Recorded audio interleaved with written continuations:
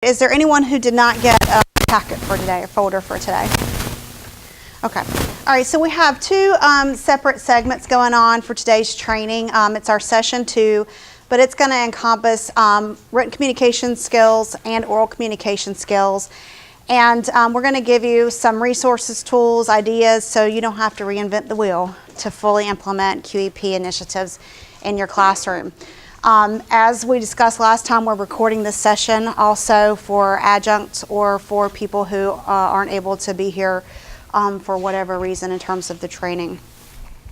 Any questions first before we get started on where we are, what's going on? Okay.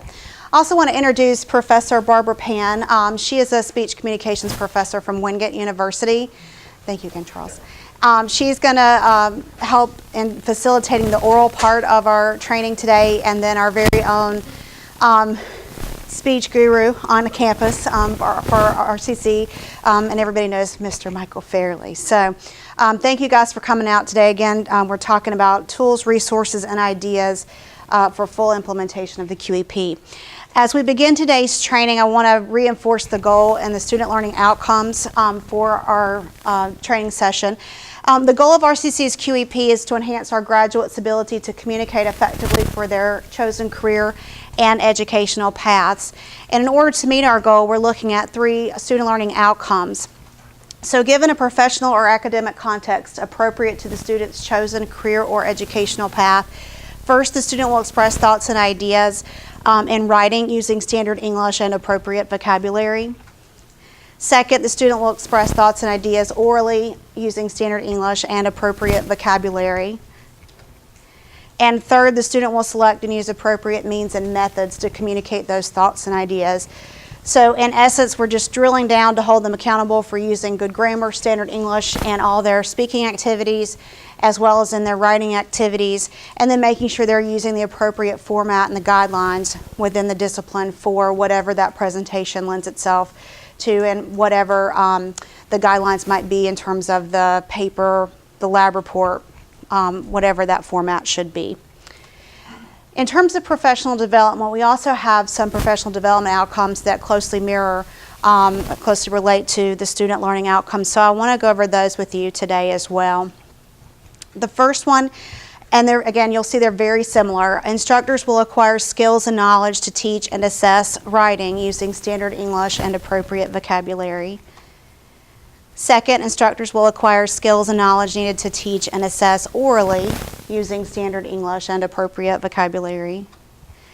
And finally, instructors will select and use appropriate instructional means and methods to communicate, to access communication of thoughts and ideas. So again, you can see they're very similar. What that does mean is that yes, we are going to be teaching them some element of communication skills, right? We know that we've got to give them some instruction, we've got to give them an opportunity to practice what we're asking them to do, and we have to give them some feedback. That's how our students are going to grow in the skill set. So what we hope to achieve today is, again, to give you a lot of resources and ideas and tools that are already out there that professional speech people use, professional writers use, so that we teach that element to our students. And again, you don't have to reinvent the wheel. So I want to give you what's already out there and things that are effective and that do make a difference for students. I put in your folder a couple of things to begin with. And one, I found a really interesting quote by an animal science scientist. Her name is Elizabeth Murchison. And she says in this article that I put in here, she says, scientists are in fact judged on their ability to produce and publish papers. Jobs and research funding in science hinge on the quality and quantity of research papers. The scientific community relies on reading and writing research papers to communicate and build upon our results and ideas. So why is it important for a scientist to have a good grasp on communication skills? Why do you think? There you go. Right, in the university realm, right, it's publish or perish, okay? And maybe not so much so at the community college level, but in terms of students who are going into any scientific field, right, we know that it's important for them to be able to convey that information. Otherwise, all the knowledge, the scientific knowledge in the world, does no one any good, right? If it's just left up here, if it's not able to be articulated in the right way.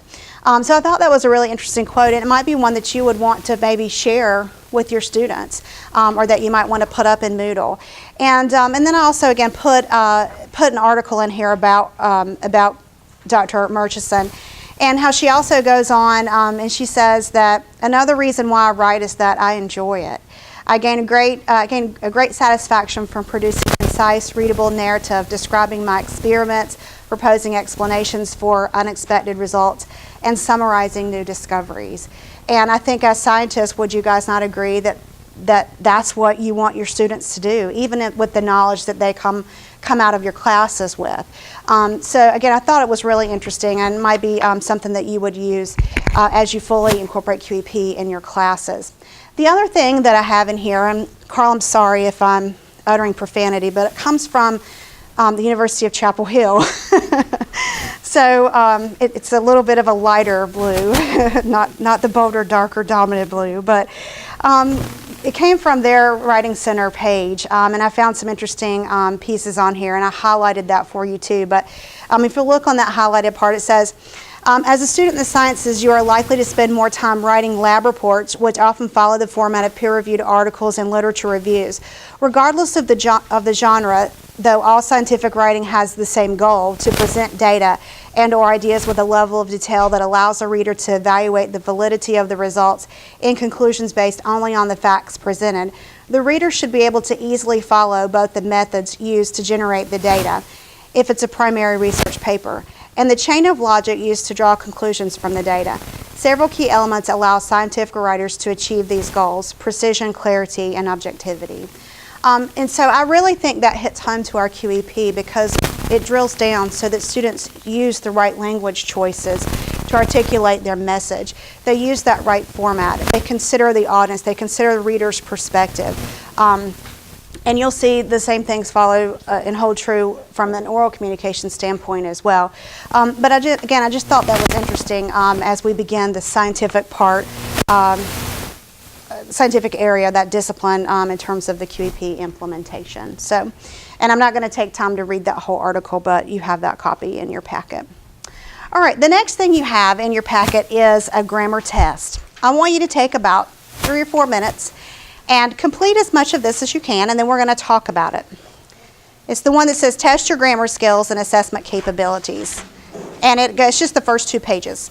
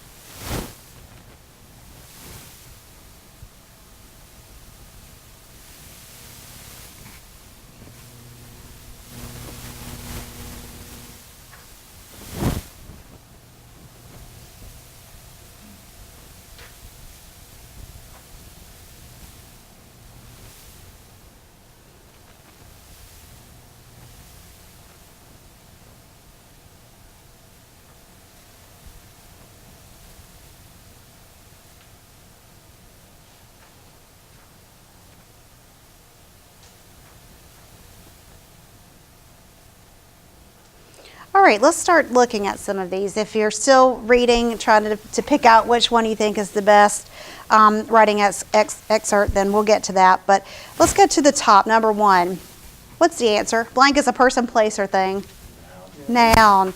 Number 2, a blank is an incomplete thought and cannot stand alone. Fragment. Right, fragment. Number 3, my cat Tiger be the toughest animal I know. Right. Well, it's incorrect, right? What should it be? My cat Tiger is. Okay, good. She have given it her best shot. It's incorrect, right? She has given it her best shot, right? Or you might say she gave it her best shot if you want to totally change the verb. We was surprised that he lived through the accident. Right, we were surprised. I does not believe that she told me the truth. Right, you might also hear I does not believe. So it can be said both ways. Last Easter, Debbie hid an egg in the exhaust pipe of Grandpa's old Ford. Correct, it should be hid. Okay. All right, very good. All right, number 8. We're looking at fragments or complete sentence. Because the business had just closed. Fragment, right? There's some idea missing there. Although I like most of my colleagues. Fragment, yep. Especially that pay raise. Fragment as well, okay? So we know that lots of times meaning gets broken down when a sentence is fragmented, or even when the verb is incorrect. That also deals with credibility of the writer, credibility of a speaker, right? So again, and our QEP drills down to those things. I have many faculty members, well, not many, but a few have said, I don't feel confident gauging somebody's grammar. I'm not perfect myself.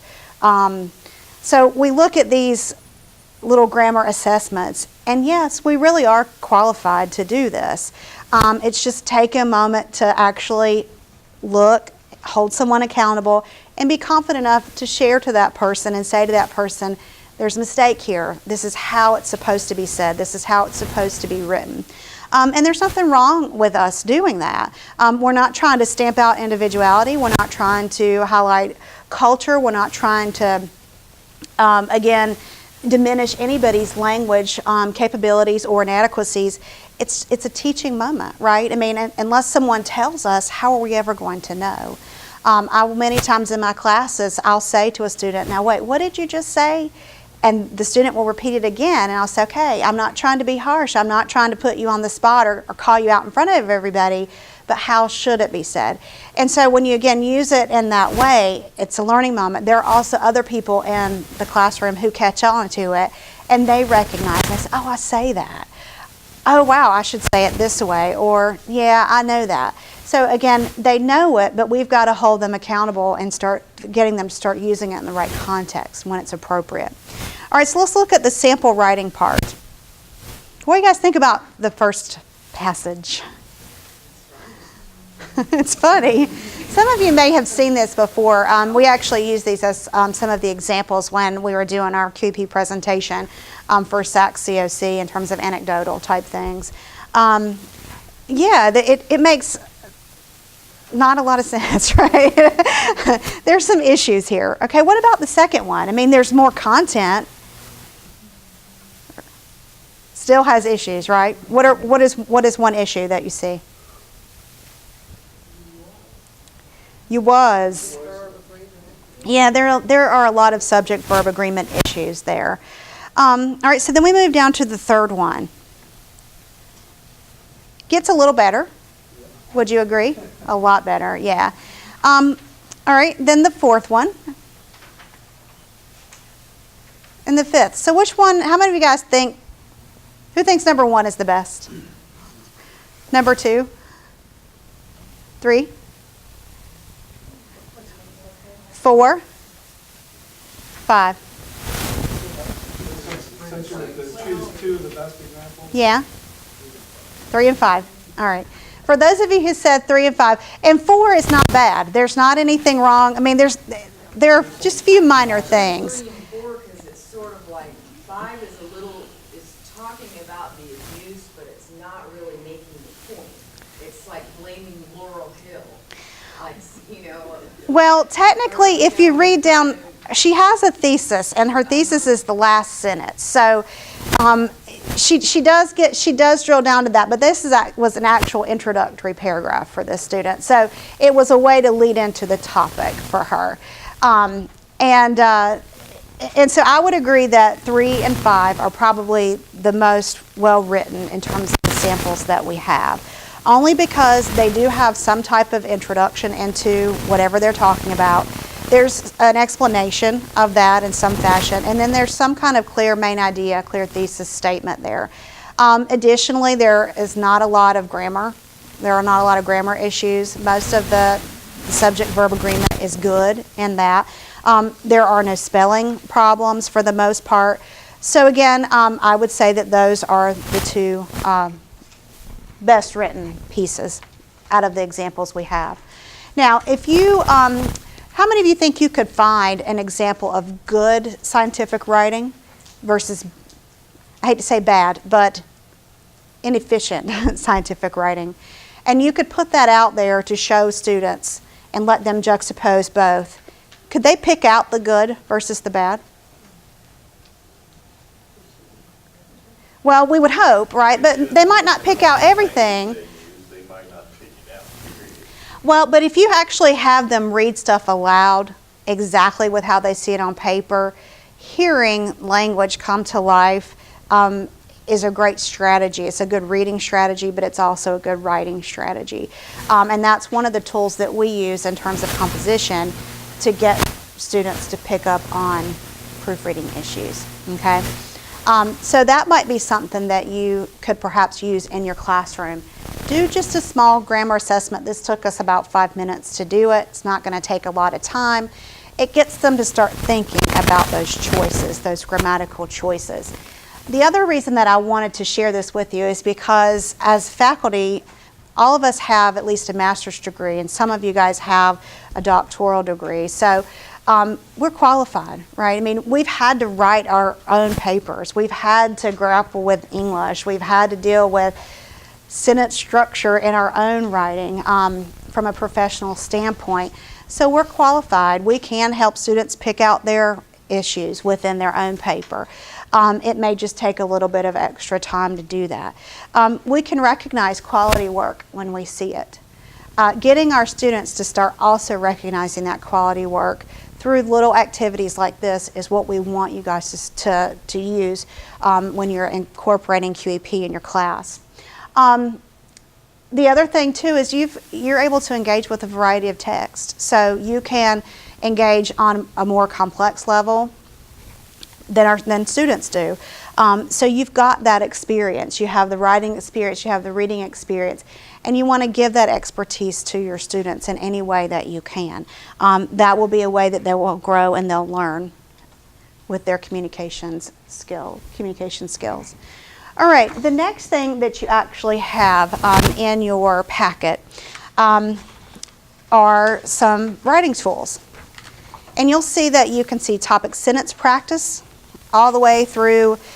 There's a thesis statement practice. There's a persuasive essay handout here. There's also an organizer, a graphic organizer. There's an outline. So for students who are more visually inclined and they need that picture, this will help them in terms of organizing ideas and thoughts if we're looking at an essay. I have some other tools we're going to look at in just a few minutes in terms of reports, lab reports. There is a checklist. If we're dealing with content, we're dealing with ideas. So you'll see that written communication checklist where it says unity, support, coherence, style. Give a student a practice assignment. Give them this checklist. Let the student make sure that he or she has what you're asking for, what you're looking for. Put them in partners. Give them, outside work that they would have to get together with somebody outside of class, or again, 5 minutes during class. Let them switch off papers, do a workshop with each other using this checklist. The second part of that is the grammar or the editing component for that. They might not be able to pick out every single subject-verb agreement issue, But if you get them thinking critically about their own rhetorical choices, their own language choices, and looking for those grammar mistakes, I guarantee you'll see fewer of them in the end, or the polished product that they turn into you. Over time, that's how we're going to make a difference with them, okay? The other thing is a paragraph checklist, or you could also use this to incorporate as a rubric in some fashion if you choose to do so. I encourage you to definitely use the checklist that we talked about last week that's online, the one that the assessment team came up with for sure. But these might be good for just smaller stakes activities, maybe as an introductory into QEP, into your expectation for the student writing. The other thing that we have in this packet is a writer's workshop. How many of you have ever participated in a writer's workshop? All right. Did you find any part of that beneficial to you for that whatever you're writing about? Has it been recently, or has it been a long time ago? Okay. Yeah, you got something out of it. And the primary purpose of a workshop, again, it's that reflexive piece. We know that that's how we capture what we really learned, right? When we recall and we apply. We drill down to specific questions about that writing activity. And so you have a student to reflect. That metacognition, if you will, again, promotes higher levels of critical thinking. So not only are we working to improve communication skills, but we help students in other areas too. And we're making them recall the content information that we have to know that they know before they're going to be able to pass our classes successfully. So workshops do a lot of different things, but the primary part is that they let students think critically about their own language choices because they see how other people perceive their words. I tell students that when I give them questions like this, I'm getting them into my head. I'm giving them my eyes because these are the things that I'm going to hold them accountable for. So I will let them do a workshop with a peer within the class. I have some ground rules for that. But they do that workshop, and then that's done before they would even turn in a paper to me. So it helps to catch formatting issues. It catches surface level grammar, typo kinds of things. So it gets that, again, it gets that paper in more of a polished piece, if you will. And workshops, they work magic for many different things from that metacognition standpoint. And then, of course, the reflective piece. I always try to get them to reflect on that activity. What did they take away from it? So you can take this reflection, right? This could be a homework assignment. It's not something that you have to take class time to do, unless you just wanted to do that. This can be done, on paper. It can be done through a class discussion. It could be done through a group activity, however you want to incorporate it. But you just plug in, what is the lab report? What is a memo? What is, again, whatever you're specifically doing in that context, and have the student to explain key elements of his or her understanding of that. What part of the writing assignment was the easiest for you? Right? I mean, you ask them very simple questions, but you're going to get, as long as you're expecting them to explain their answers, it helps them to think through that process, to think back, okay, well, this was easy. Why was it easy? Or what was the most difficult part? Why? So again, you're looking at that metacognition, that reflection, which enhances learning. Right? So I put those in here for you that you can use, you can adapt, you can modify. The other thing is to use the OWCC. We mentioned that last week, the Oral and Written Communication Center. And Charles is going to come to our training next week to talk a little bit more in detail about the OWCC. But it is a fantastic resource. Use that in terms of sending students over there to get tutoring for writing and or speaking activities. We have the speech studio space so students can record their presentations in there. And then we have the writing center part so they can get help with any writing assignment that they have. We have data that supports that students are getting higher grades from coming in there. They're getting additional help. It's making a difference in their participation in class. It's making a difference in their end result in terms of the products that they turn into you. use me. I'm happy to help you in any way I can. We're happy to come to your class if you want to, wanted us to come to give a quick little presentation about QEP while we're doing it, what we're going to be expecting of students, again, just to help you guys. We're willing to do that as well. So use the OWCC, use me, all the tools and resources that we're going to provide for you. All right. The next thing, again, I love to use videos, particularly ones that I don't have to produce and I don't have to put out there, because we know there's some great tools online already, right? How many of you use them?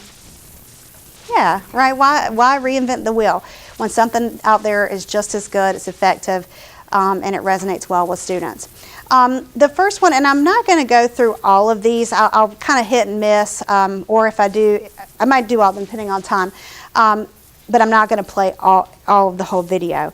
You guys will have these links to look at your leisure. All right, this one happens to be paragraph structure.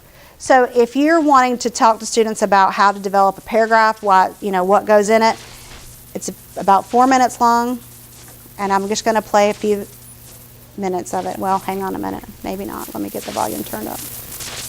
Well, I want to talk about basic paragraph structure and a little bit about what makes an effective paragraph. Okay, so every paragraph has the same three basic components.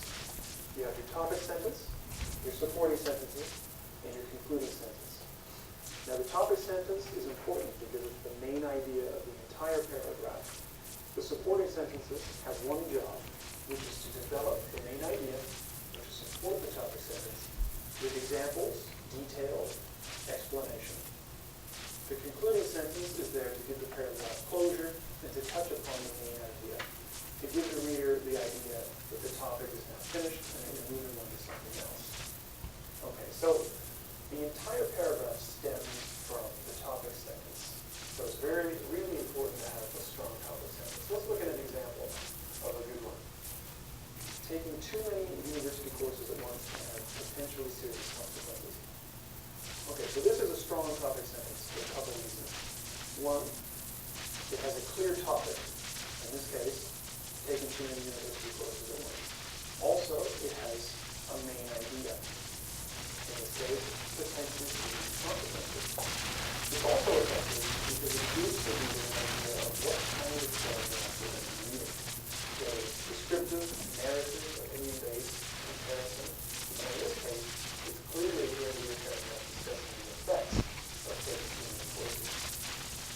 All right, now let's look at 4 example topic sentences. You can even pause the video. All right, I'm going to stop that one here, but you guys get the gist of how I would explain to a student. Would a student need to know how to write a paragraph for a lab report? Why?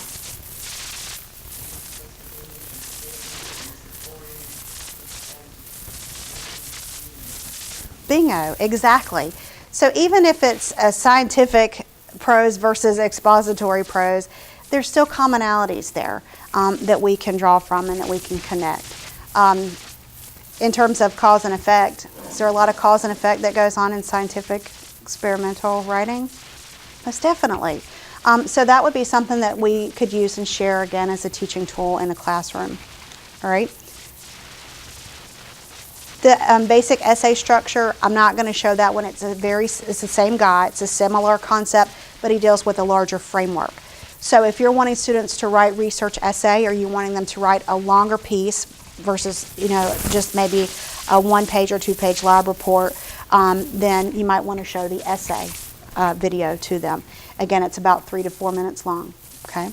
Summaries. What are summaries? When do you use a summary in your lab report? Okay, you might use it at the beginning as more from an abstract perspective, right? You also use it in the conclusion, right? Most of our conclusions are summaries. They highlight our hypothesis, or they highlight our thesis, our main idea, our main objective, right?